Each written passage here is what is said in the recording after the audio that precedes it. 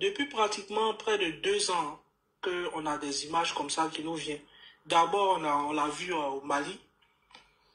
Et on a vu des activistes maliens, des propagandistes maliens nous venir nous traiter de tous les noms. Après, ça s'est répandu au Burkina. Et on est en train de se demander si demain, ça ne sera pas le Niger et autres.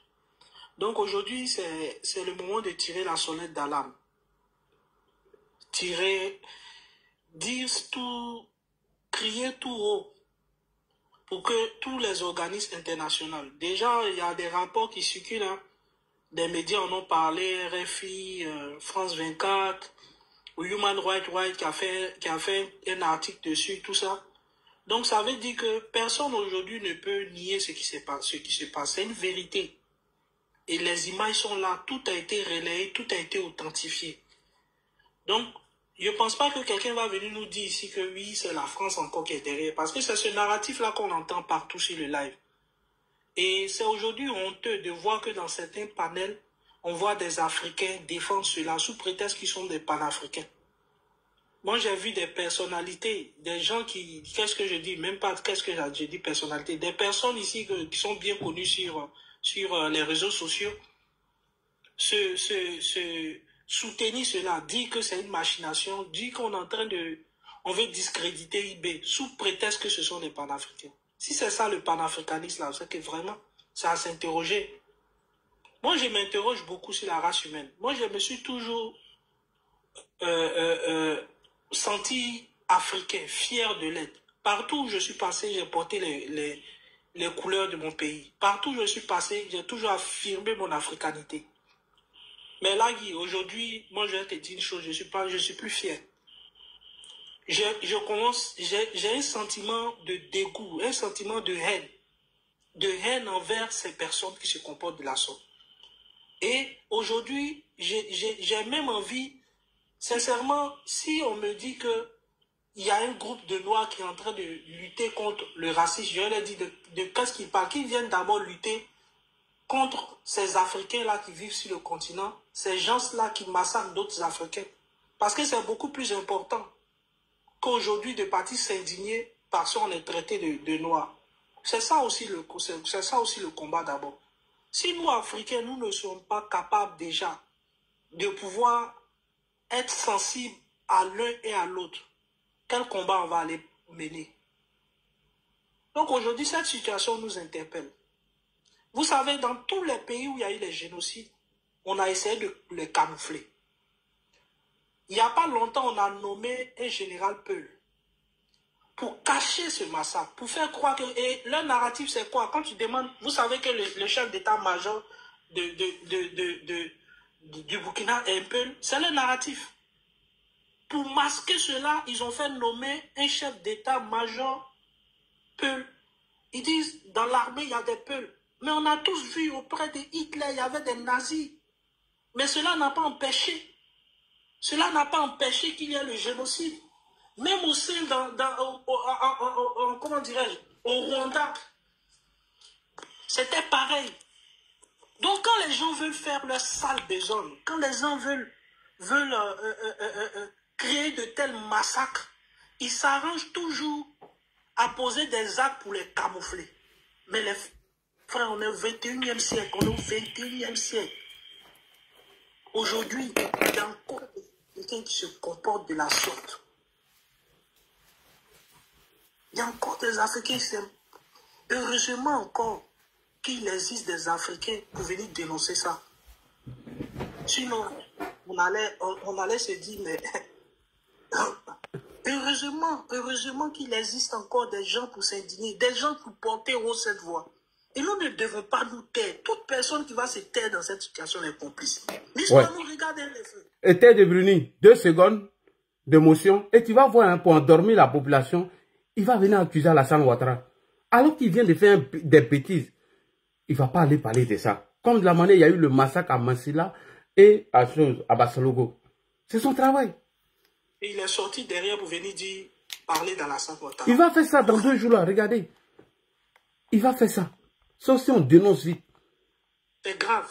Ce monsieur-là doit aller à la Cour pénale internationale.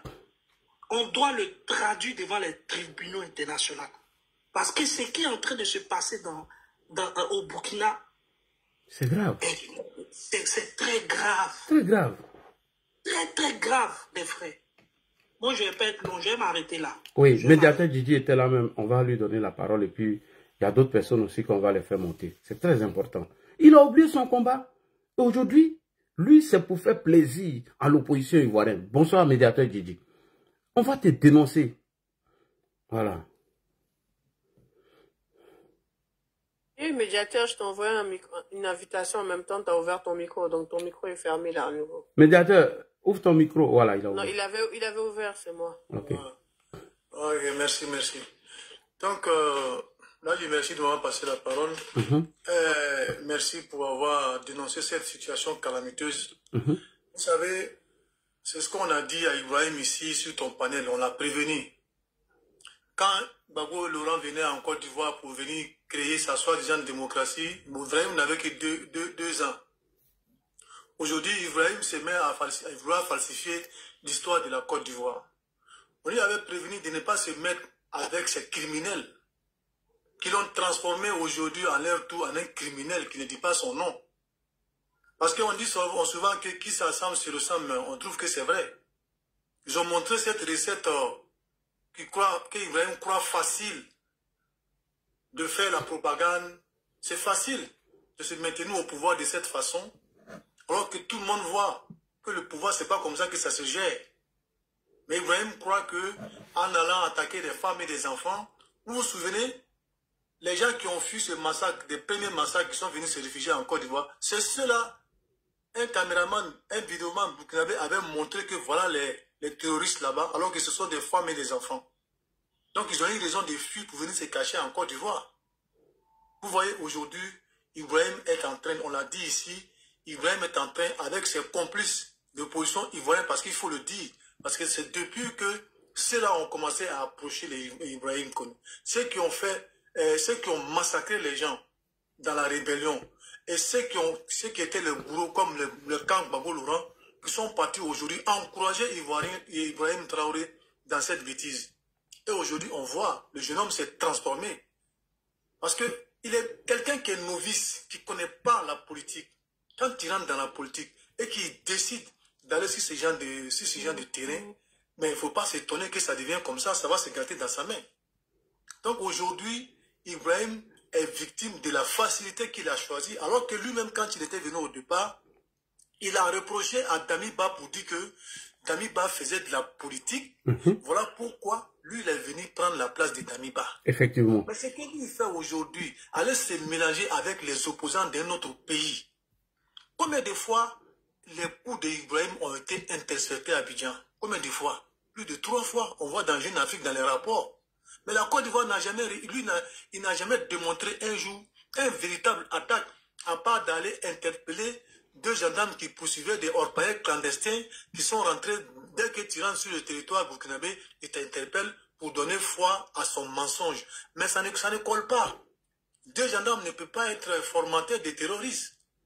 Donc vous voyez, quand on ne connaît pas, on ne vient pas prendre le pouvoir parce qu'on a un Kalachnikov dans la main. Le pouvoir, c'est autre chose, ça ne se gère pas comme ça. Aujourd'hui, il est en train de transformer des jeunes burkinabés à des ennemis qui ne pensent même pas à la situation de leurs propres frères burkinabés qui sont en Côte d'Ivoire.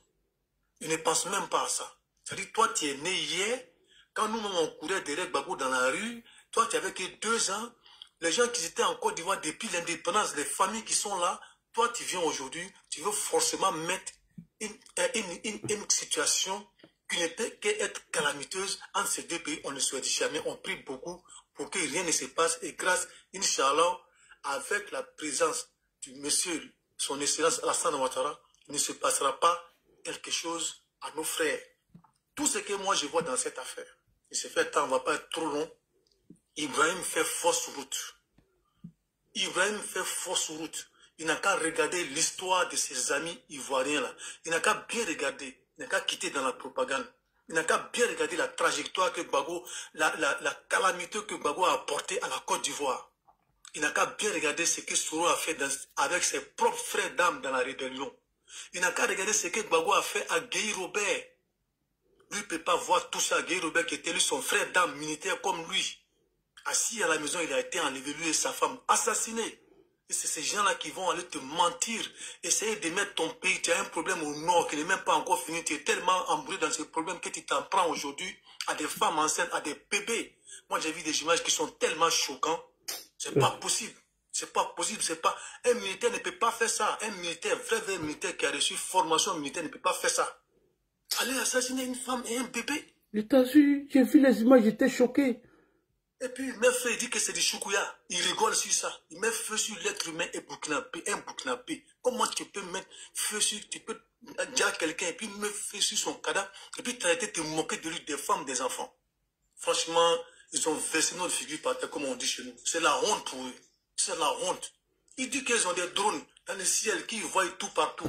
Pourquoi ils ne vont pas attaquer directement les positions des djihadistes alors d'aller s'attaquer à des femmes et des enfants dans des villages, des vieillards?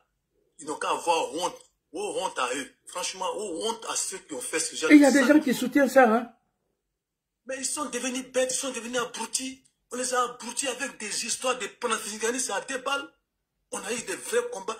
Le vrai combat de panafricanisme s'est développé là. Les Asiatiques, pour ouvrir une parenthèse, juste, je suis dans le sujet. Hein. Comment les Asiatiques ont fait?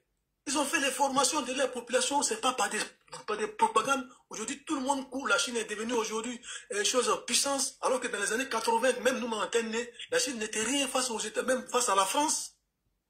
Mais c'est ça, c'est le travail, c'est la formation, c'est pas piailler tous les jours sur les réseaux, abrutir les jeunes jusqu'à les transformer maintenant à des criminels qui sont sans foi ni loi, qui sont capables de déjà un bébé et de le gorger, dire que voilà choukouya. Après, tu m'envoies sur mon WhatsApp, c'est le même Telegram, là, mon même numéro là. C'est sur Telegram. Si tu inscris sur Telegram, tu envoies. Ok, je t'ai envoyé même le lien. Oui, je suis allé sur le lien. Mais je veux voir ça même sur mon Telegram. Je vais t'envoyer ça après. Après, on va écouter des propagandistes. Vas-y, ils sont là. Des propagandistes, ils sont là. Donc, franchement, ils ont déçu les gens. On n'a pas connu le Burkina comme ça. Le Burkinabé, c'était des grands peuples. Moi, j'ai fait plusieurs voyages au Burkina. Franchement, le vrai Burkina n'a qu'à se réveiller maintenant, faire face à cela, parce que sinon, ils vont détruire le Burkina. Le peu de Burkina qui restait, non seulement Burkina était compté parmi l'un des pays les plus pauvres, ils sont en train de détruire le peu qui restait du Burkina. Et franchement, c'est pas joli à voir. Franchement, c'est pas joli à voir. Là, moi, je m'arrête là parce que c'est honteux même de leur part, ce qu'ils ont fait là, d'aller s'attaquer à des pauvres femmes, alors qu'ils disent qu'ils ont des centaines de drones dans le ciel. Les drones ne voient pas les terreaux. Franchement, c'est honteux. Les terreaux qui roulent la moto, les motos, franchement, c'est pas des vieilles femmes et des enfants, des bébés quand même. Quand même. Même si vous êtes devenus bêtes, comment, vous ne savez pas faire la différence entre un bébé et un terreau, un bébé. Non, là, moi, je m'arrête là. Merci de m'avoir passé la parole. Merci beaucoup. Laisse les autres parler. Oui. On va donner la parole à le monsieur qui est à côté de Saïd, c'est Mamadou. Bonsoir. Après, nous allons faire monter des Wanyans. Voilà, parce que les Wanyans, ils sont là pour allumer le feu. Eux, ils ne cherchent pas à comprendre. Alors, monsieur Mamadou, vous êtes là? Monsieur Mamadou, une fois, il n'est pas là. Monsieur Mamadou, ouvrez votre micro. On va aller rapidement avec Ado. Ado, mon combat, ou bien Ado quoi? Ado, bonsoir. Si, ouais, c'est lui-même, Oui, vas-y. C'est lui-même. Bonsoir Lagui, bonsoir Kiomba. Bonsoir. Bonsoir Kimia, ma belle. Comment on va? D'accord. Ah Lagui, vraiment, où va le Burkina? Moi, c'est la question que je voulais poser d'abord. IB envoie le Burkina où? Parce qu'à cette allure-là, Lagui, moi, j'ai même pas pu regarder les images et les vidéos parce que je suis tellement sensible à ces choses-là. Je me demande encore, IB envoie le Burkina dans quel pétrin? Dans quel type de génocide IB est en train d'envoyer le Burkina? Rien que pour conserver le pouvoir. C'est-à-dire que IB est prêt à mettre le Burkina dans une situation. Peut-être je crains pour ne même pas que l'ONU vienne déclarer le Burkina un no man's land. Parce que ça qu'on est en train de partir. Hein. Le Burkina risque de devenir un no man's land. C'est-à-dire qu'un pays qui sera bientôt invivable pour tout le monde. C'est malheureux, là, dit. C'est pitoyable. De voir ce peuple-là, ce Burkina qu'on a toujours appelé le pays des hommes intègres, le pays qui a toujours prôné la valeur, l'amour du prochain. Ce pays qui est en train de devenir, où les soldats sont en train de devenir des cannibales. Les gens qui sont prêts à manger, à consommer la chair de leur prochain. Qui sont prêts à détruire des bébés, à traiter des bébés d'ennemis, des personnes du 3e âge, du 4e âge, d'ennemis de la République, et puis de les massacrer. Mais où est parti ce peuple vaillant? Où est parti ce peuple qui est rempli d'amour? Donc c'est comme ça IB en train de transformer le Burkinabé. Des gens qui sans cœur, des gens sans dignité, des gens sans valeur, qui baignent dans la propagande, dans le mensonge, dans le déni, dans l'arrogance. Vraiment, moi je plains les intellectuels burkinabés. Je les appelle au secours de ce pays-là. Vraiment, j'ai un cri de cœur. J'appelle les intellectuels burkinabés de se réveiller. Au péril de la vie. Vraiment de se réveiller et de remettre le Burkina dans ses vraies valeurs qu'on a connues par le passé. André Alassane a raison, hein? Le gouvernement a fait un communiqué sur Solenzo, que Soulé a repris en propre. Non. Mais Soulé est maudit, hein? On tue des gens, puis Soulé, toi, tu es fier. Tu fais vidéo. Hey! Non, mais si c'est cela, là, qu'est-ce qui te surprend? Qu'est-ce qui te surprend? C'est pas Soro-Guillaume qui est en train de manipuler IB et sa clique. Et c'est Soro-Guillaume, il a un cœur. Toi, tu as dit que Soro-Guillaume, vraiment, ça c'est celui-là, mais il est vraiment ivoirien, il est vraiment, c'est nouveau. Mais Soro-Guillaume n'a pas de cœur, hein. Pour arriver au pouvoir, Soro-Guillaume est prêt à tout. Heureusement qu'il est en face de lui, le président Alassane Ouattara, qui est un homme très rigoureux, Mais Soulé est maudit, qui ne veut hein? pas laisser faire. Soulé, on tue les populations. Soro-Guillaume est prêt à manipuler IB, même si tous les Burkinabés doivent finir. Même si on doit décimer tout le Burkina, pourvu que lui, il arrive à atteindre son objectif, à mettre son projet funèbre, finesse en exécution, le reste, ce n'est pas son problème. Donc, qu'est-ce qui t'étonne dans la démarche de ce mytho, de ce Soula de Paris-là? Qu'est-ce qui t'étonne dans sa démarche? Moi, je ne suis pas surpris. Moi, c'est le peuple burkinabé qui me fait pitié. C'est le peuple burkinabé qui me fait pitié parce que eux-mêmes, ils ne savent même pas où IB est en train de les envoyer. Il les envoie droit dans le mur. Et les intellectuels sont là. Ils sont comme hypnotisés. Ils voient le mal, ils voient le danger, ils voient la perte du Burkina. Mais ils restent bouche bée parce qu'ils sont hypnotisés par la terreur de IB et ses hommes. C'est malheureux. C'est à la limite, on dirait que où va le monde? Les religieux souvent nous parlent de la fin du monde. Cette fin du monde-là... Et ils viennent mentir qu'ils ont récupéré des pauvres familles qui étaient à Solenzo. Mais non, mais c'est faux. Soulé, tu ne peux pas faire ça. Non, mais Ladji, c'est ce qu'ils vont dire pour entretenir le royaume, pour entretenir ceux-là même qui ont envie d'entendre ces paroles-là. Mais heureusement qu'il y a encore des personnes éclairées, telles que Alassane Colombo, mon frère qui est là sur le panel, Ivoire débat, ISO, et pardon, Burkina débat, ISO et consorts. Heureusement que ces personnes-là sont encore là pour réveiller la conscience de certains Burkinabés qui ne sont pas encore tombés dans cette machination, qui ne sont pas encore tombés dans cette propagande, qui ne sont pas encore tombés dans cette haine qu'ils sont en train de mettre dans le cœur des Burkinabés. Moi, je n'ai jamais connu les Burkinabés avec la haine pour leurs prochains. Mais voilà que subitement, avec IB, certains Burkinabés commencent à devenir des personnes haineuses, des personnes qui sont prêtes à en découdre avec leurs prochains pour des futilités. C'est de ça qu'il s'agit. Malheureusement, Ok. ça va durer jusqu'à quand? On va donner la parole à Traoré Moi, rapidement. je vais chuter par là, j'ai très mal pour le peuple burkinabé et vraiment que Dieu vienne en aide à ce peuple, vaillant peuple-là, parce que c'est un peuple travailleur, c'est un peuple qui a toujours prôné l'amour.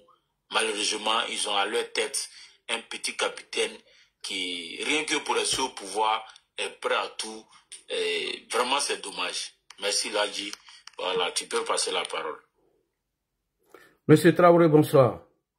Bonsoir, Ladji. Déjà qu'ils ont massacré toi. Kimia, bonsoir tout le panel. Bonsoir. Et vraiment, cette affaire-là nous sidère, nous tous. Parce que moi, dès le début, quand j'ai vu que ils ont commencé à chasser les ONG qui étaient sur le territoire, qui venaient en aide aux populations, j'ai dit, ça là, il y a des choses qui vont se passer et que les gens ne veulent pas que les gens voient et qu'il y ait des bouches pour relayer tout ce qui va se passer. Déjà, j'ai commencé à avoir peur et je crois que mes craintes là se sont avérées vraies.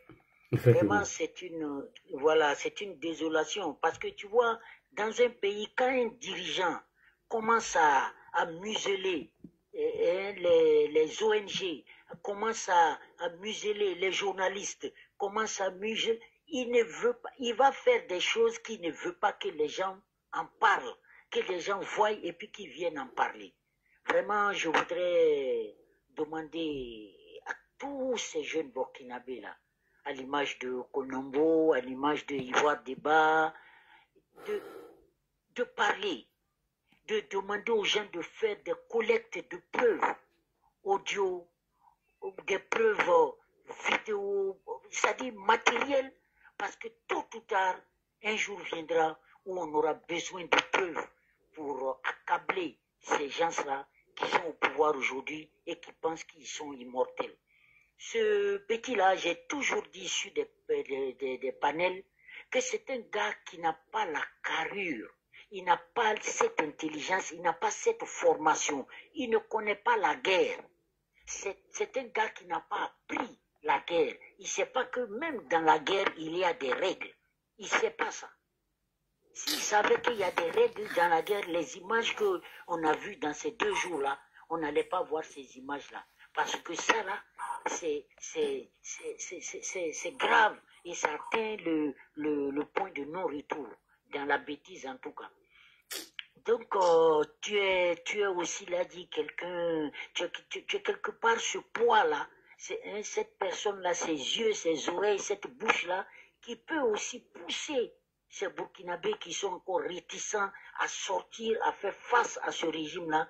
Tu es cette bouche-là, tu es ces yeux-là, tu es cette personne-là aussi qui peut le faire à travers ces panels comme sur lesquels on est aujourd'hui. Vraiment, les mots me manquent, mais il fallait quand même que j'intervienne un tout petit peu et dire que le peuple du Burkina sache que les gens sont derrière eux et les gens les soutiennent. Mais je veux aussi m'adresser à l'Union africaine. Ils sont où, ces gens-là? Personne n'en parle, si ce n'est pas Ladji, si ce n'est pas Konomo, si ce n'est pas Ivoire. Ils n'en parlent pas, eux, les intellectuels là. Vous ne voyez pas ce qui se passe au Burkina Faso? Hein? Où vous êtes, l'Union africaine? Où vous êtes?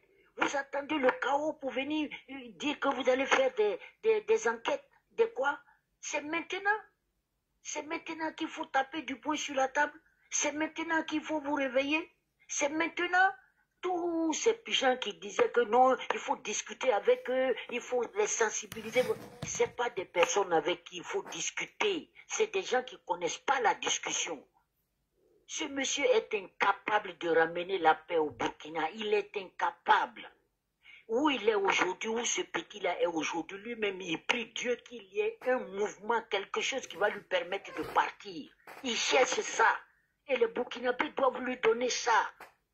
De lui permettre de s'en aller. Il ne peut pas gérer ce pays, il ne peut pas gérer cette crise-là. Et il a besoin qu'on le pousse vers la sortie. Sinon, il ne peut pas s'élever lui-même comme s'il avait pu fuir. Mais il a besoin qu'on le pousse à la sortie. Et le peuple du Burkina doit aujourd'hui le pousser à la sortie, le faire partir. Parce qu'on ne veut plus voir des images comme s'il est encore dans une autre région, dans un autre village du Burkina Faso. On ne veut plus ça. Le moment est arrivé. Où vous étiez pour un moins qu'un petit truc, vous êtes descendu dans les rues, vous avez tout cassé à Ouaga, vous avez chassé des régions. C'est aujourd'hui, on a besoin de vous maintenant. Où vous êtes, vous les Burkinabés, où vous êtes, la jeunesse du Burkina, où vous êtes, vous qui parlez, où vous êtes aujourd'hui. Tout le monde est caché dans son petit coin et on laisse le pays là dans la main d'un petit comme ça. Bon, là dit, merci beaucoup, moi c'est bon comme ça, ça va, merci. Ok, il y a une nouvelle personne qui vient de monter, on va l'écouter. KBS Sofiane. KBS Sofiane, on va t'écouter, puisque tout le monde est habitué ici, donc on va t'écouter d'abord pour voir. KBS Sofiane, ouvre ton micro, on va t'envoyer une invitation. Active ton micro, ouvre ton micro. Ouvre ton micro, KBS. KBS Sofiane. Bon, s'il ne maîtrise pas, on va prendre le Tchomba rapidement. Il y a chose qui est montée avant Tchomba. Prado. Après toi, maintenant, c'est Tchomba. On voulait écouter une nouvelle personne pour voir les Wanyala, qu'est-ce qu'ils en pensent. C'est très important souvent. Alors, allons-y rapidement avec Prado. Prado, tu es là? Allons-y. Prado, tu es là? Prado. Prado. Tchomba, tu peux prendre la parole maintenant, Tchomba. Allons-y. Prado, il ne parle pas. Oui, bonjour Kimia, bonjour Ladji, Bonjour. bonjour Alassane. Bonjour. Iyako au Burkina. Alors, c'est vrai, la guerre déshumanise. C'est vrai, toutes les guerres civiles ont leur 5e colonne. Mais qu'est-ce que la 5e colonne? C'est ce que les gens désignent comme étant l'ennemi intérieur, à savoir un groupe de personnes qui seraient complices, à raison ou à tort, des combattants d'un autre camp. Oui, la communauté Peul a été désignée comme étant celle qui est complice des terreaux, puisque on trouve parmi ces terreaux une partie de cette communauté. Oui, dans toutes les guerres, il y a des bavures, il y a des attaques contre ceux qui sont désignés comme étant les complices. Mais jamais, jamais on a vu un tel massacre. Jamais on a vu une armée aller s'en prendre à des enfants, à des femmes, à des vieillards. Généralement, quand on stigmatise une communauté, on s'en prend à ceux qui peuvent être des combattants, à savoir des jeunes, mais des enfants. Alors ça, ici, c'est un crime de guerre. C'est un crime de guerre et je suis étonné que la communauté internationale soit jusque-là muette. Il faut lancer des mandats d'arrêt. C'est un crime de guerre. On ne peut pas accepter que des populations désarmées soient déjà, voilà, pour ne pas utiliser les mots censurés, soient déjà par une armée. Et je l'ai dit au début de cette affaire, le Burkina reste le ventre mou de l'AIS. C'est là-bas qu'il y a le plus d'attaques. Et on a l'impression que le Niger et le Mali se sont entendus avec le terreau. Alors, on a assisté à un crime de guerre. Il faut qu'il y ait des... Comment on appelle il faut que des poursuites soient engagées par la Cour pénale internationale. Et ce que je remarque, c'est qu'après un tel crime, le chef de l'État, à savoir le capitaine, il rentre en hibernation. Parce que depuis qu'il y a eu cette affaire, est-ce qu'il a fait une apparition? Alassane, comme toi tu es plus au fait des nouvelles du Burkina, est-ce que Ibrahim Traoré est apparu pour condamner ce qui s'est passé? Non, je peux dire qu'il lui-même n'a pas pris la parole, mais à travers le Premier ministre, voilà, qui a été... Voilà. diffusé. Alors donc, à Passalgo, c'était comme ça. Après le massacre, il est rentré en hibernation. Je remarque aussi qu'au Mali, lorsqu'il y a eu l'attaque de l'aéroport et du camp de gendarmerie, oui, Assimi Goïta aussi est rentré en hibernation. Ils sont tous Donc comme c'est ça. un peu une habitude. Quand il y a de tels drames, ils sont protégés par leur nouveau maître, à savoir les Russes. Alors c'est un crime de guerre. Il faut que comment on appelle, des mandats d'arrêt soient lancés. Véritablement, il faut le faire. Et ce que je remarque aussi concernant le Burkina, c'est que à chaque fois, ce sont des VDP. On a comme l'impression que l'armée s'est mise en retrait et a laissé l'initiative aux VDP qui font ce qu'ils veulent. Qui font ce qu'ils veulent. Alors, Ibrahim Traoré a refusé de combattre, de faire le combat pour lequel il a pris le pouvoir, à savoir la lutte contre le terrorisme. Il s'est engagé dans une lutte contre l'impérialisme, dans une lutte pour le renversement des régimes voisins, en particulier celui de la Côte d'Ivoire, aidé par des opposants ivoiriens. Alors vraiment, c'est le summum de l'horreur, et pour une fois, il faut que comment on appelle, ce soit puni. Le monde doit se réveiller. Voilà, parce que on ne peut pas accepter que cette guerre contre le terrorisme se transforme en épuration ethnique. Alors, les populations qui sont dans les villages sont prises en otage par l'armée et par les terreaux, puisqu'ils ont tous les armes.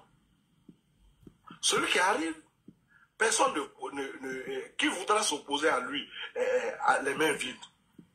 Alors, on ne peut pas venir accuser des gens de complicité sans preuve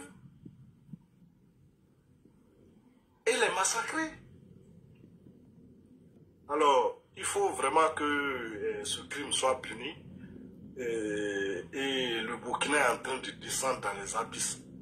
C'est pour ça que moi je préconise toujours la négociation, parce que la guerre est perdue par l'armée. Il faut dire la vérité, il faut dire les choses telles qu'elles sont. Et ce massacre est la marque de l'échec de cette armée face au terreau. Mais qu'est-ce qu'il faut faire? Il faut aller à la table de négociation. Il faut aller à la table de négociation. Ils savent où se trouvent les terreaux. Ils savent, il l'a dit, il y a la vidéo, mais il a trouvé après. Il a dit que lui ne va pas négocier à eux, que c'est pas les armes lui va régler le problème. Il n'arrive pas. Les attaques sont quotidiennes. Les attaques sont quotidiennes, et ces VDP savent où se trouvent les terreaux, les hommes armés. Mais non, on allait s'attaquer à un village paisible. massacrer des populations, ça doit être puni. Ça, il faut que la CPI lance des mandats d'arrêt. Voilà. La CPI doit lancer des mandats d'arrêt, ça ne doit pas finir comme ça. Non. Parce que y a une guerre au Burkina, alors des gens armés peuvent se permettre d'aller massacrer une communauté. Alors, c'est ce que je peux dire. Donc, je vais passer la parole. Il faut passer du moins la parole à quelqu'un d'autre. Merci. Merci. Alors, on va aller avec Aruna avant de venir à Cheikh. Aruna, vous êtes là? Bonsoir, Aruna. Aruna Sanga. Aruna Sanga, ouvre ton micro. Aruna Sanga. Aruna. Ok. Cheikh. Bonsoir, Cheikh. Cheikh Oumar. Bonsoir, Cheikh Oumar. Cheikh Oumar. Cheikh Oumar, ouvre ton micro. Ok. Prado, est-ce que tu es là encore pour une dernière fois? Est-ce que le Prado est là? Le Prado, Alassane, tu es là? Le Prado... Oui, je suis là. Je suis là. En fait, je rejoins Tchomba. Bonsoir, Tchomba. Et quand voilà, Tchomba évoquait l'affaire, effectivement, de son réseau. Vous savez, aujourd'hui, on est dans une propagande qui ne dit pas son nom. On est dans la propagande. Regardez aujourd'hui, je vous donne un exemple simple. Vous savez, sur la toile, on nous fait savoir que le Burkina a suffisamment de moyens aujourd'hui, et voilà, il a la capacité de répondre à toute provocation. Voilà, les ennemis, Ibrahim Traoré même l'a dit, que les ennemis pouvaient venir, mais c'est le retour qui pose problème. Aujourd'hui et hier, 15 mars, une localité située à 150 km de la capitale, qu'on appelle Sénéga, qui est aussi à 50 km de Ouaïbia, a été attaquée hier 15. Les alertes ont été lancées, les appels ont été faits. Il n'y a pas eu d'intervention. Et les ennemis sont revenus aujourd'hui encore 16, attaquer la même localité. Il y a quelqu'un qui Excuse-moi. Donc, ok. Donc, aujourd'hui encore, la localité, ils sont revenus attaquer la même localité qui est située à 150 km de la capitale. Il n'y a pas eu d'intervention, on l'a dit. Et moi, ça me pose problème. Et quand je vois ces militaires-là, ces gradés à Ouagadougou, et cautionner ces choses-là, ça fait mal. Nous n'avons qu'un seul pays. Et dire la vérité à quelqu'un, ça ne veut pas dire qu'on est contre lui. Est-ce que nous allons nous asseoir toujours regarder ces choses-là? On vante l'arrivée du matériel, on vante l'arrivée de tous les moyens qu'on a, des drones, et qu'on n'est pas capable d'intervenir. Et quand on n'intervient pas, ces gens-là, ces ennemis qui arrivent et qui prennent en otage ces civils-là, après leur départ, on ne sait pas qu'est-ce que ces gens impliquent à ces populations. Et après, on va les traiter de complices. Sans oublier qu'il y a, c'est parce qu'il y a djihadistes qu'il y a complices. Donc, il faut intervenir à chaque fois que ces populations ont besoin d'aide. Mais on n'a jamais intervenu. On préfère aller faire le Djandjouba dans des frontières sécurisées pour se bander les muscles et dire qu'on est prêt à s'attaquer à toute personne. Pourtant, on ne peut pas sécuriser ces populations-là. Ça pose problème. Le cas de Solezo, là, mais ce sont les mêmes qui ont filmé, là, dit. Et ce qui est sûr, c'est que cette fois-ci, je crois que cette fois-ci, ils n'ont pas eu le temps de pouvoir manipuler. Parce qu'il y a eu d'autres drames similaires où on nous a fait croire que c'était tout simplement des ennemis qui sont venus en tenue militaire burkinabé. Vous vous rappelez? Oui. Ibrahim Traoré parlait de la perfidie.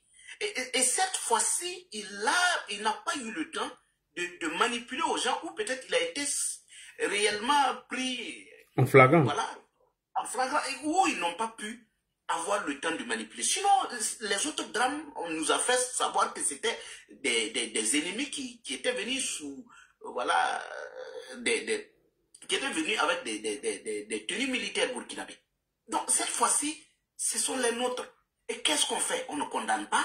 Le Premier ministre sort, on dit que voilà, ce sont des gens qui manipulent, et c'est quand l'armée monte en puissance qu'il y a des manipulateurs, des communicateurs de l'ennemi qui sortent pour accuser à tort et à travers les soldats. Non, Ce sont des bébés, ce sont des femmes sans armes. On aurait pu peut-être sortir, calmer la situation en disant qu'on allait ouvrir des enquêtes. C'est vrai que les enquêtes au Burkina n'aboutissent jamais. Ils ont ouvert des enquêtes à Bassargo, il n'y a pas de suite. On a ouvert des enquêtes à Karma depuis 2023, il n'y a pas de suite. Dans plusieurs localités, toutes les enquêtes qui ont été ouvertes sur Ibrahim Traoré, il n'y a pas de suite. Alors, et tout ça aussi, le silence des... Ferme ton micro, quand tu montes, on ferme son micro, s'il te plaît, monsieur. Ce sont les enlèvements aussi qui font problème. Vous voyez, quand on enlève des chefs militaires, quand on enlève des hauts gradés, et que jusqu'à présent, il n'y a pas on n'a pas de leurs nouvelles. Voilà. Ça fait 2 ans, 3 ans qu'on a enlevé ces gens-là. Et des civils, il n'y a pas de nouvelles. Et la vie circule. Moi, c'est ça qui me pose problème. Comment un individu peut venir à la tête d'un État qui se met à enlever des citoyens qui disparaissent et qu'on n'a pas de leurs nouvelles? Et souvent, moi, je dis, la communauté internationale, j'ai un problème avec cette communauté internationale. J'ai un problème avec la CPI qui regarde un militaire qui parachute à la tête d'un État, qui prend tout un pays en otage, qui n'arrive pas à libérer le pays, qui fait plus de crimes que ce qu'on avait avant, et que cette communauté, elle regarde. Mais il a pris en otage le peuple burkinabé. Franchement. En témoignent les enlèvements.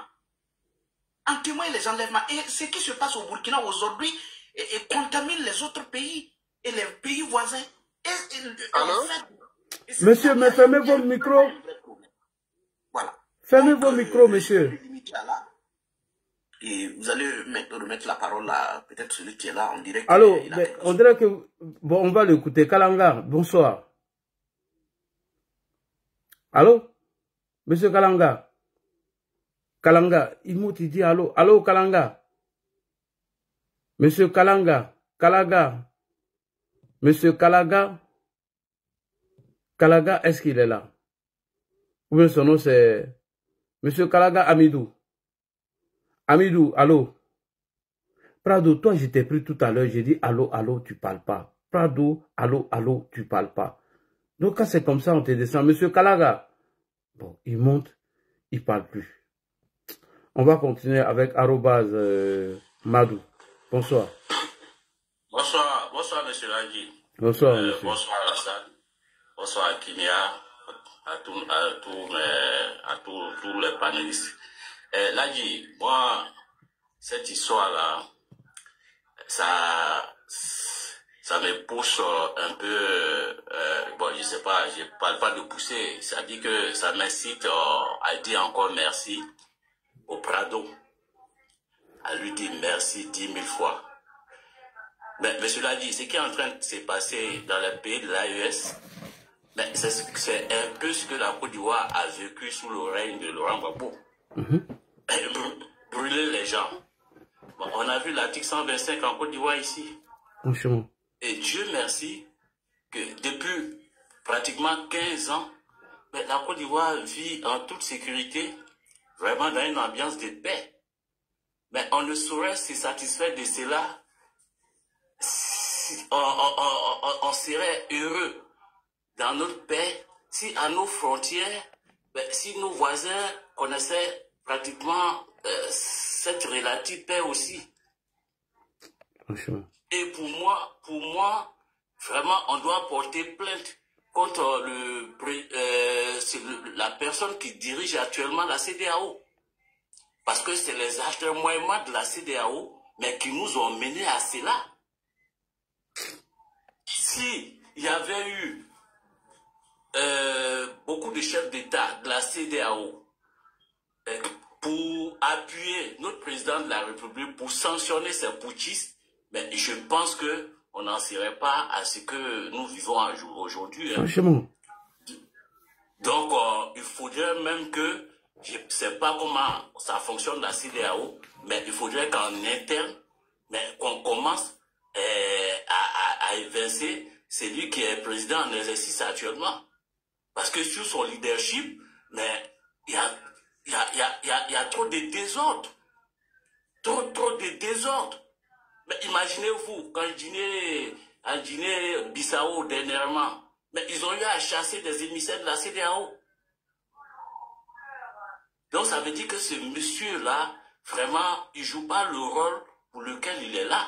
On a vu M. Alassane Ouattara, quand il y a eu le coup d'état de Aya Sanogo au Mali, tout le poids qu'il a été il a appuyé de tout son poids, vraiment toutes les sanctions, mais qui ont empêché ce régime militaire de prospérer. Donc, et puis, Alassane nous disait tout à l'heure qu'avec les drones, avec les machins, il n'arrive pas à identifier. Mais monsieur Alassane, c'est des individus qui manipulent les drones. Mais on sait qu'aujourd'hui, au Burkina, le capitaine, il n'a confiance en personne, sauf au VDP. Aujourd'hui, par crainte, mais Non, il ne peut pas... excuse-moi, il n'a même pas confiance au VDP parce que la preuve en est, il est protégé par les Russes. Moi, je ne crois même pas non, à une confiance. En fait, c'est pas parce qu'il n'a pas confiance au VDP, mais il sait que c'est pas des professionnels de la sécurité. Il sait que c'est des gens, malgré tout leur soutien, mais c'est des gens du point de vue professionnel, mais qui ne peuvent pas lui apporter grand-chose. Donc, vraiment, il faut prier pour nos frères du Burkina. Moi, ça faisait un moment, je ne me mêlais plus de ce débat, parce que quand on veut écouter les activistes burkinabés et autres, mais tu risques de gratigner tout le peuple burkinabé, alors que Dieu se sait, mais quelles sont les relations qu'on a avec certaines personnes là-bas qui n'ont rien à voir avec ce qui se passe sur les réseaux sociaux. Franchement. Donc, il faut vraiment prier pour ce peuple. Et puis, demander à la communauté, vraiment, ça doit être une mission vraiment des activistes qui sont contre ces états de choses-là. Vraiment, fait énormément du bruit, mais pour que la communauté internationale se réveille un peu, soit un peu regardant sur tout ce qui se passe au Burkina. On ne va pas être le médecin après la mort. Non, non, non, c'est ce qui se passe, c'est vraiment inhumain. Vraiment, merci beaucoup, Laïdi. Merci beaucoup. Merci pour tout ce que tu fais pour ce peuple-là. Et vraiment, Dieu te récompensera au centuple. Merci beaucoup. Ok. Bonne soirée. Ben Chico, Jeffrey. Ben Chico est là. Ben Chico, bonsoir. Est-ce que Ben Chico, elle est là? Ben Chico n'est pas là. Alassane Kaboré, c'est ça, hein? J'espère que je prononce bien ton nom. Alassane, bonsoir. Oui, bonsoir, ça va, vous allez bien? Oui, bien, et vous? Très bien, chez vous. Oui, ok. On vient d'apprendre le massacre de Solenzo et il y a eu une manipulation de la transition en faisant croire que des VDP auront sauvé la vie, entre guillemets, à ces gens qui étaient pris en otage par des terreaux. Soudain, brusquement, ces gens-là n'ont pas arrêté ces terreaux, n'ont pas massacré ces terreaux, mais ont réussi à prendre des gens qui étaient pris en otage par des terreaux. Franchement, je me pose la question, quelle manipulation? Bonsoir, on écoute votre avis. Ok, merci beaucoup pour cette introduction. Bon, vous parlez de manipulation, je pense que c'est pas aussi exact. Et moi, j'aurais pu l'appeler plus la diversion. Parce que la manipulation, ils ont déjà essayé. Ça ne marche pas beaucoup. Donc c'est la diversion. C'est quoi? Ok, donc c'est la diversion. Ça s'appelle la diversion, c'est-à-dire... On vous écoute pour votre prise de parole. Hein. On vous écoute pour votre prise de parole de ce qui s'est passé à Solenzo. Merci. Je continue, je peux? Oui, allez-y, on vous écoute. Hein. Allez-y, on vous écoute. Ah, ok. Donc pour moi, c'est juste la diversion. Parce que la manipulation, c'est ce qu'ils ont tenté de faire avec plusieurs incidents précédemment. Je pense qu'Alassane Konombo a bien décrit la situation. Je ne vais pas revenir sur beaucoup de points. Parce qu'il l'a dit de manière claire et simple pour toute personne qui peut réellement comprendre cela. Moi, je dis diversion parce que la transition a tendance à vouloir résoudre des problèmes très très compliqués avec des raccourcis ou des solutions simples. Il y a un massacre, on fait une vidéo, on donne aux propagandistes et c'est effacé. Et c'est comme ça pour eux la solution miracle. Effectivement, ils ont raison parce que c'est leur niveau aussi de compétence et de perception des choses. Et quand je dis perception des choses, quand vous verrez même l'introduction de ce pouvoir de transition dès le début, c'est aussi des solutions aussi simples pour un problème complexe dans lesquels grandent des États depuis fort longtemps. Quand vous regardez la crise terroriste, elle est venue à bout de combien de présidents en Afrique de l'Ouest? Combien? Prenez le Mali, il y a eu combien de présidents pour un même leader terroriste qui n'a pas encore changé? La même chose pour les Burkina, la même chose pour beaucoup de pays. Donc ça reste un problème complexe. Mais on te dit que c'est juste un problème de logistique et de considération de la valeur humaine. Voici le calcul simple de messieurs, je vais sauver le Burkina. Le cas Solenzo spécifique, ce n'est que la partie visible d'un iceberg, d'un cycle vicieux de violence qui continue dans tout le Sahel. Ces violences ne sont pas forcément tributaires de la lutte contre le terrorisme ou autre chose, mais elles sont tributaires du résultat de nos réponses face à cette menace terroriste, notamment comment nous l'abordons. Les cas spécifiques de ces combinaisons de massacres sont liés à une réponse aussi, que je dirais simple, de toujours un problème complexe. Et Roch Macky Kaboré a créé les VDP sans pour autant couvrir les contours juridiques qui vont avec.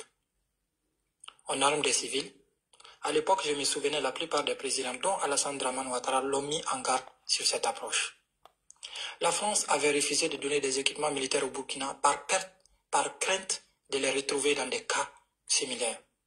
Et on a crié oui, ils nous ont refusé des armes, on ne veut pas acheter, mais l'histoire leur a donné raison malheureusement. Quand vous prenez le Sahel globalement, on a plusieurs pays qui font face à cette menace. Nous avons Boko Haram dans le lac Tchad, nord du Cameroun, ainsi que du Nigeria. Nous avons les IGS, l'État islamique, qui évolue dans la zone de Difa au Niger et dans une grande partie de la province de Loudalan, chez nous au Burkina. Vous avez les JNIM qui évolue énormément avec la Katiba d'Hanifa qui progresse vers le Burkina avec son lot de morts et son approche très sanglante. Au Mali, vous avez aussi les IGS dans une grande partie du nord, des rebelles Touaregs séparatistes. Vous avez les JNIM dans les centres et dans la plus grande partie du Mali. Mais quand vous regardez le contexte de ces trois pays, là où on a les taux de mortalité liés aux civils, c'est là où les milices locaux rentrent en jeu. Au Mali, ce sont les Dozo. Au Burkina, ce sont les VDP. Au Niger, vous pouvez regarder, il y a rarement des exactions. Vous n'allez pas voir une communauté pelle qui se plaint. Donc, ce n'est pas lié typiquement à la lutte contre le terrorisme, mais à l'approche que nous utilisons. Voilà. Pour le Burkina Faso, il est clair maintenant que les VDP ont montré leurs limites, car personne n'est capable de montrer même les bilans armés. On a acheté des drones, on a montré à la télévision. On met des missiles d'une valeur de 30 000 $ au service d'une propagande nationale. Quel est le budget qu'on met dans la propagande? Parce que je ne vois pas la pertinence de taper un arbre dans lequel nous avons que 3 motos et les montrer au grand public pour se glorifier des victoires. Les victoires, nous voyons les défaites. Pas plus que 3 jours depuis l'incident de Solenzo à aujourd'hui, il y a une moyenne de 3 détachements qui ont été touchés par l'insécurité. Tous rasés et ils sont répartis avec les équipements et tout le budget que nous avons mis dans la consommation des bières a été livré par les VDP et l'armée à ces terreaux. Donc pour vous dire que la complexité des problèmes va loin. Bon, comme on a un gouvernement amateur qui ne prend pas le temps d'avoir une démarche et une lecture pour pouvoir souvent assumer et être responsable d'une situation qu'eux-mêmes ils ont causée. Tout le temps, il faut un bouc émissaire qui est à l'externe. Cette fois-ci, c'est la France qui veut nous déstabiliser à partir d'une guerre ethnique. Les vidéos sont claires, elles parlent d'elles-mêmes. Je vais éviter de les interpréter car elles sont très très horribles. Nous avons ce que j'appelle un cas de flagrant délit. La mortalité liée aux civils au Burkina, ce n'est pas un sport récent. Je pourrais dire même que c'est le sport national. De 2019, de Yirgou en passant par Seba, de Seba en passant par Solan, de Solan en passant par les villages de Kodiel, de Kourako, de Tondibi, de Zango, c'est nombreux. On a les tout derniers incidents de Nodin et Souro qui sont pour la plupart pas réellement des peuples. Donc ça touche toutes les communautés, ces exactions, et elles concernent tout le temps des allégations liées à des personnes habillées en tenue militaire. Cette fois-ci, nous avons donné une preuve à la communauté internationale. Et personne n'est capable d'endosser cette responsabilité. Il faut juste un communiqué dans lequel on montre 3-4 déplacés plus quelques mendiants pour pouvoir justifier un aussi grand crime. Et on laisse maintenant la nature des Wanyas sortir, se promener de panel en panel pour donner des spéculations par rapport à ce qui s'est passé. On se retrouve avec une haine aujourd'hui vers le gouvernement qui ne va faire que renforcer le terrorisme. Renforcer le terrorisme par le recrutement, c'est-à-dire le légitimiser. Nous avons vu ces récentes sorties de ces chaînes propagandistes liées au JNIM qui sont en train de donner une valeur juridique à leur combat, une valeur légale à leur combat, en se portant garant de la sécurité d'une partie de la communauté. Et les Peuls, c'est la deuxième communauté la plus importante au Burkina. Après les Moussi, 57%, tu te retrouves avec les Peuls, 8%, qui se confrontent entre les cousins Bissa et dans la deuxième place. Et si on évalue le nombre de personnes qui sont sur le terrain, si on va du postulat qu'ils ont le même nombre que nos armées, parce qu'il y a des faits de toute façon, on peut les estimer peut-être à 10 000, voire 15 000 combattants répartis dans le Sahel, dans la zone des 3 frontières, notamment dans la zone de Terra ou au Mali, ainsi que dans le Grand Sahel, le Burkina, ainsi qu'à l'est, jusqu'à dans la zone de Boucle de Mouhoun. Ils ont une grande couverture, ils ont une grande influence. Aujourd'hui, on a pensé que couvrir le terrain avec plus de civils va créer une solution efficace. On a acheté des drones.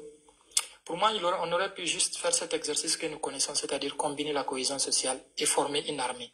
Il vaut mieux 10 bons soldats bien formés, tant au niveau du DIH, le droit international et beaucoup de domaines pour venir à bout du terrorisme. Le terrorisme, ce n'est rien. Ce n'est que des conflits, ce n'est qu'un groupuscule de personnes qui ont une idéologie externe à nos pays, mais qui la légitime avec les conflits locaux que nous avons depuis fort longtemps dans nos pays, qu'on n'a jamais pu d'ailleurs enterrer. On a toujours fait des rencontres pour les reporter à plus tard. Malheureusement, ces conflits qu'on avait qui se passaient entre une machette et un bâton d'un berger, entre un agriculteur, aujourd'hui on se retrouve à une Kalachnikov de Diègre. Et voici dans les cercles vicieux. Je vais chuter par là pour ne pas monopoliser la parole et répondre à des éventuelles motions. Merci beaucoup. Ok, moi ma première motion, est-ce que tu penses que c'est la meilleure manière de combattre ce fléau? Non, je crois l'avoir dit dans mon intervention. Et je vous ai parlé du Niger qui combat, ils ne s'en sortent pas. D'ailleurs, comme tous les pays pris par ces putschistes qui ont refusé de couvrir le terrain et préfèrent plus se targuer au niveau du palais et menacer tout le monde et restreindre les libertés des pauvres citoyens qui sont désarmés. La solution n'est pas typiquement le tout militaire. Je rejoins ceux qui pensent qu'il faut une approche combinée entre plusieurs stratégies. Vous savez, le terrorisme n'a pas commencé avec le Burkina ni le Mali. Il a commencé fort longtemps. On peut aller dans ce qu'on appelle l'étude des cas. On peut étudier des cas similaires, celui de la Syrie, où il y a une combinaison de toutes les puissances internationales pour venir à bout de l'État islamique qui aujourd'hui commence à être hébergé au niveau du Sahel. Regardez les dangers qui nous menacent. L'État islamique, il y a une coalition entre les États-Unis, la Russie et l'OTAN pour pouvoir aider la Russie, et la Syrie plutôt, pour pouvoir s'en sortir. Donc ce n'est pas une solution. Le terrorisme, on le combat en fédérant, c'est-à-dire en demandant de l'aide. Il n'y a pas de honte, il n'y a pas de souveraineté dans le combat du terrorisme, il n'y en a pas. On n'est pas suffisamment équipé. Ce n'est pas possible. Donc cette approche du Burkina, en fait, on n'a même pas besoin de le décrire, c'est un échec. Laissez la propagande que vous voyez à la télévision. Nous sommes le pays le plus dangereux au monde selon Global Terrorist Index. Ça veut dire que quand ils calculent le taux de mortalité, le nombre de personnes tuées, enlevées, nous surpassons de loin des pays comme la Syrie et le Pakistan, qui sont des pays connus pour cette situation depuis fort longtemps.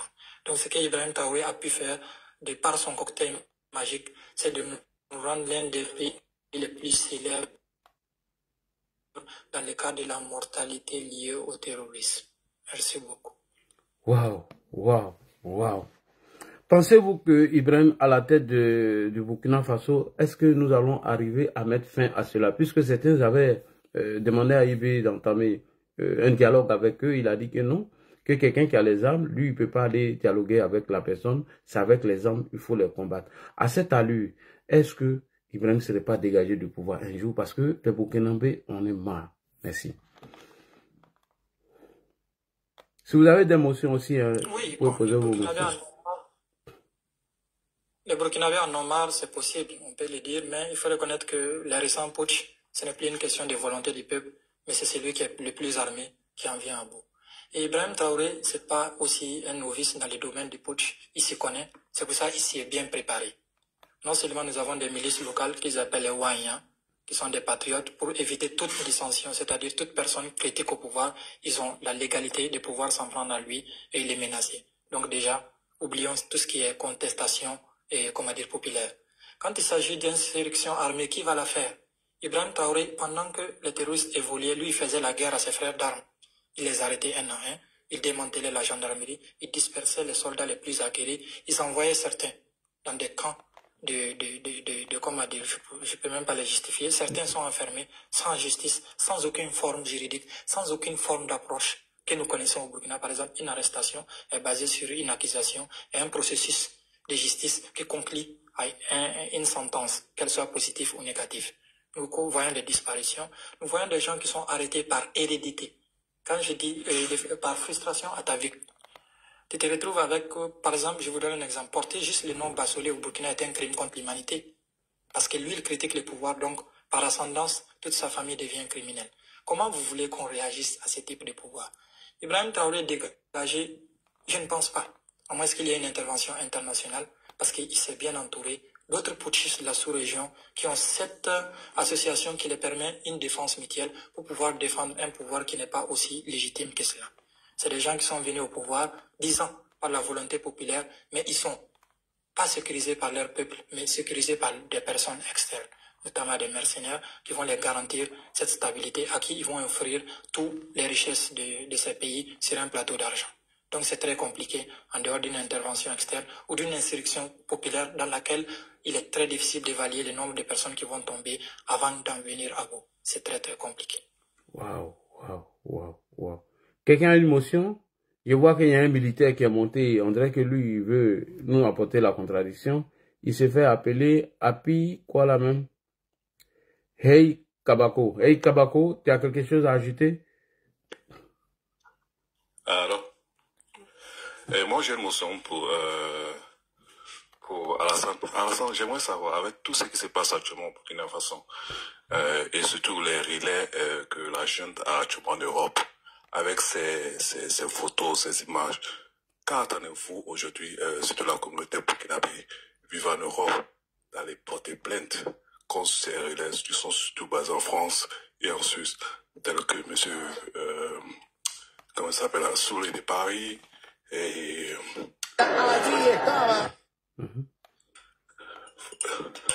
Franck Biamsi et la dame de la Suisse. Pourquoi les associations burkinabé vivant en Europe n'auront pas porté plainte? Parce que ce qu'ils font, c'est du déni total. Et ça, vivre dans un état de droit, c'est pas normal. Oui, bon, ça sort de peut-être notre... Je ne sais pas si Alassane peut... Alassane, monsieur Konambo, vas-y, j'en ai. Non, en fait, la question elle est simple parce que si vous écoutez très bien ce que mon ami venait de répondre tout de suite, vous voyez que les gens sont sous pression. Même au Burkina, il n'y a pas d'association. Regardez au Burkina, ce qui se passe au Burkina, les drames qui se passent actuellement au Burkina ne sont pas bien connus du peuple. Mais vous verrez qu'il n'y a pas de réaction. Ça veut dire que Ibrahim Traoré lui-même met la pression sur le peuple, il enlève toute personne qui, voilà, essaye de critiquer ou apporter même, je dirais, des solutions. Donc ça veut dire que ceux qui sont ailleurs, eux-mêmes sont menacés.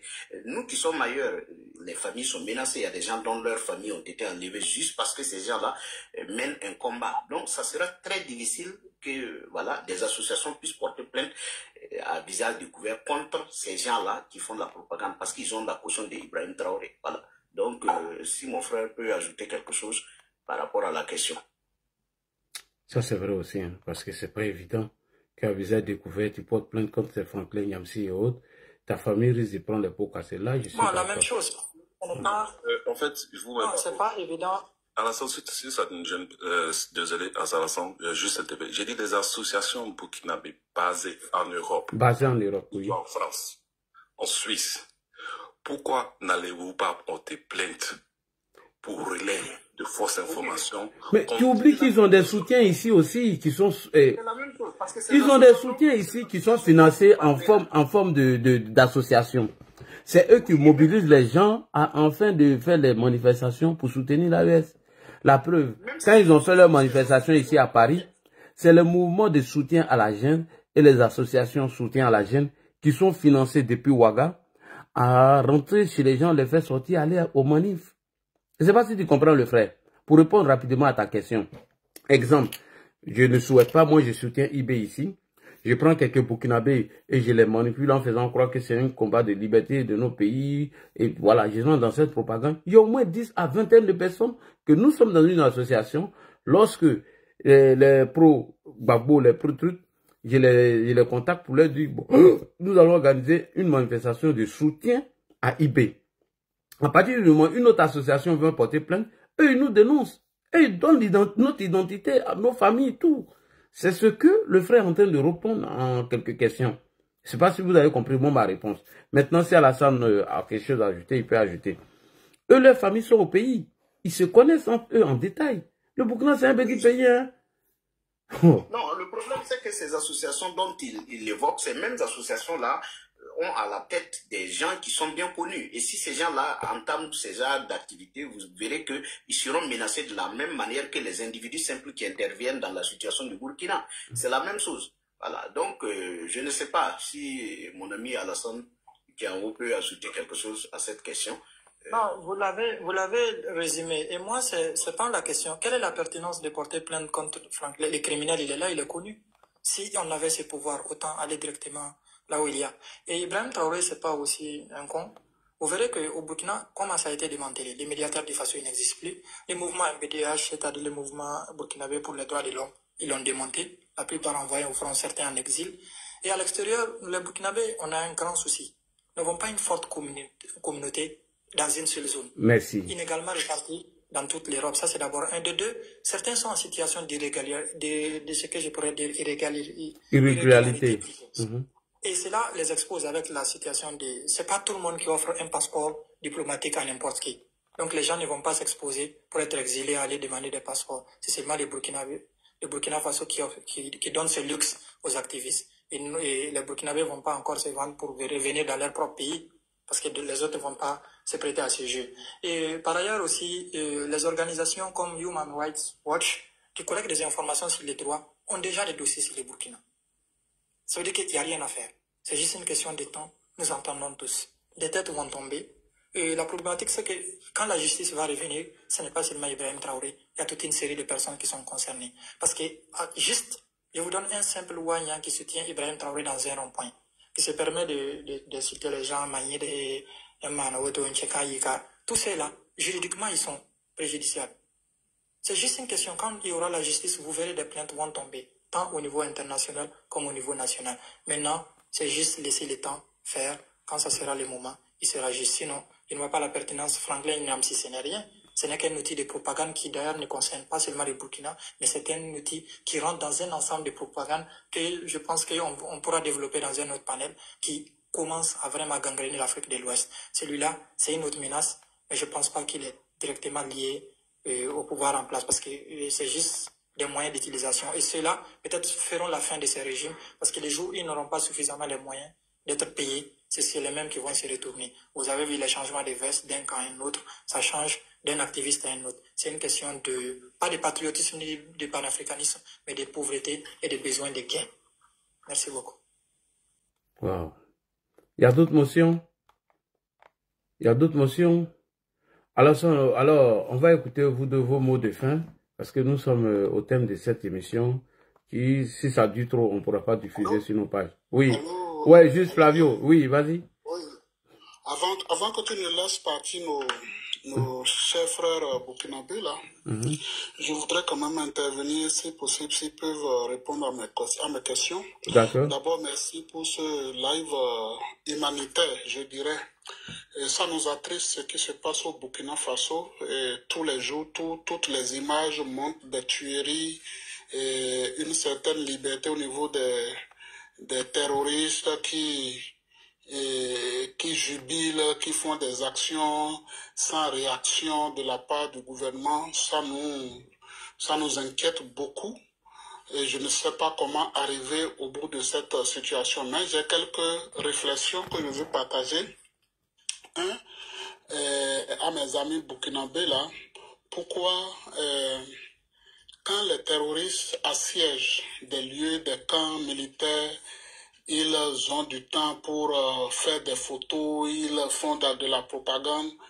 Et les drones, etc., les vecteurs aériens que Ibrahim a dit qu'il a acquis, pourquoi ça n'entre pas automatiquement en réaction, en action, j'allais dire, et encore le lendemain, ça continue, la colonne des terreaux continue à traverser le pays. Qu'est-ce qui se passe? Est-ce que c'est fait exprès de les laisser en si grande liberté et ne pas pouvoir les inquiéter quelque peu? Et la population continue de souffrir le martyre. Je ne comprends pas parce qu'on a des drones, il dit à chaque fois, et nous avons des drones, nous sommes bien équipés maintenant, mais on ne voit pas le résultat. Même si c'est loin, mais c'est proche, hein, le Burkina. C'est loin et c'est proche de tous les pays du monde.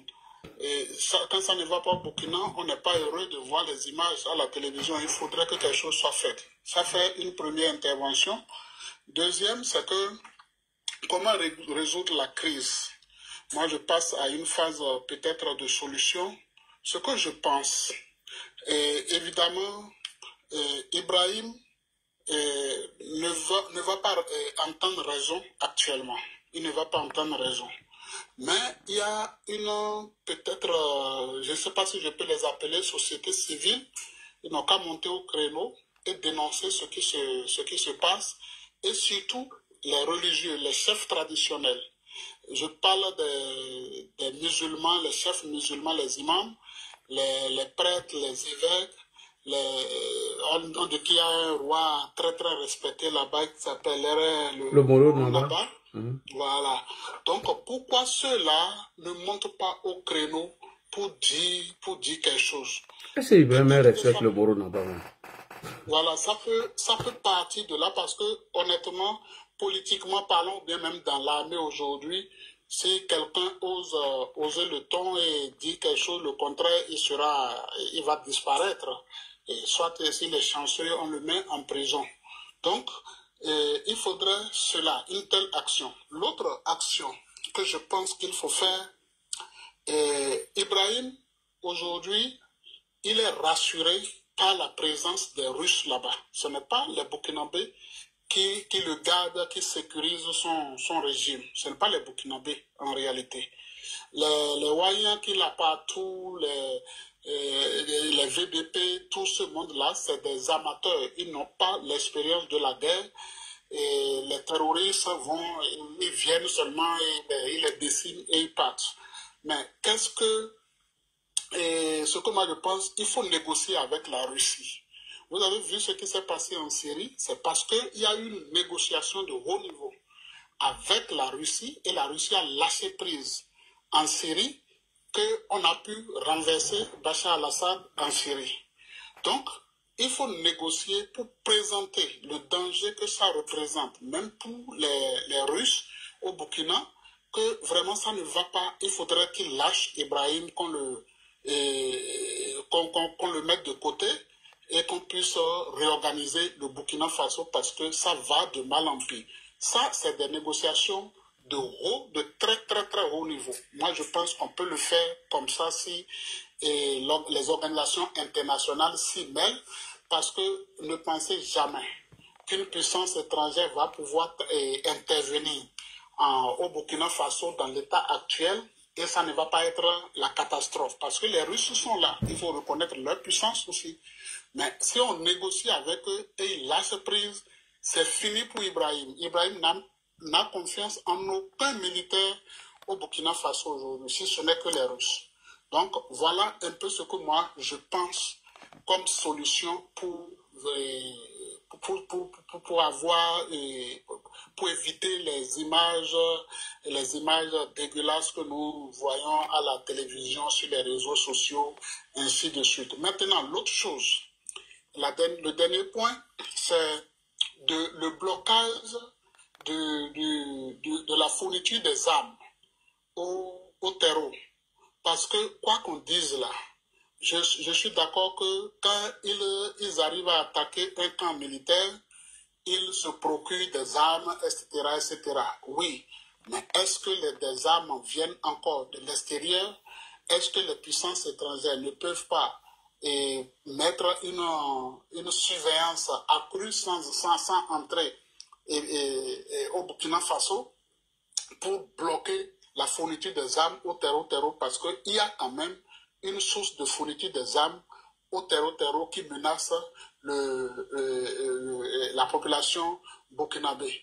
La dernière option qui peut arriver et qui peut déstabiliser IB en présence des Russes, c'est que les terreaux réussissent à infiltrer Ouagadougou et qu'ils fassent une grosse intervention à Ouagadougou et que les Russes perdent pied et qu'ils fuient et que Ibrahim lui-même fuit. Là, dans ces conditions, ça va ressembler à ce qui s'est passé au Mali sous Sanogo quand